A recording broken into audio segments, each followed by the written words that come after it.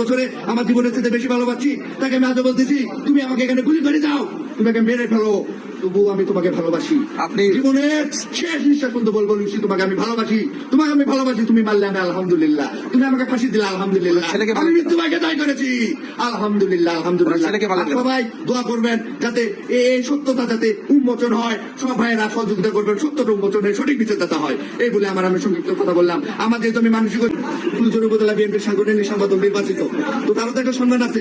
এটাকে কেন্দ্র করে আবার পুলিশে দেবে, আমি রাগতে নামে মরছি, এবার কাছে মরলে মরবো। বাবার বারে বারে বাবার মান সম্মান ইজ্জত মাথা নষ্ট করবো না, নিচু করবো না। আমি ওই রাগতে বাবার সম্মানের কথা চিন্তা করে দরজা ভাঙছি। ভাই আমি সবার কাছে দেশের দোয়া চাচ্ছি, দেশবাসীর কাছে, যেহেতু আমি একজন 24শে জুলাই মুক্তিযোদ্ধা, আমি অবসরপ্রাপ্ত সেনা সদস্য, 2018 সালে স্বেচ্ছায় আমি অবসরে আছি, 9 জানুয়ারি আমি অবসরে আছি। এতটুকুই সবার কাছে একটা আমার আবেদন, আমি যদি অন্যায় করে আমার বিচার করুক সরকার এবং আদালত, এবং তারা যদি অন্যায় করে তাদের বিচার আদালত করুক, এতটুকু আমি বলি। আমার বিচার যদি ন্যায় বিচার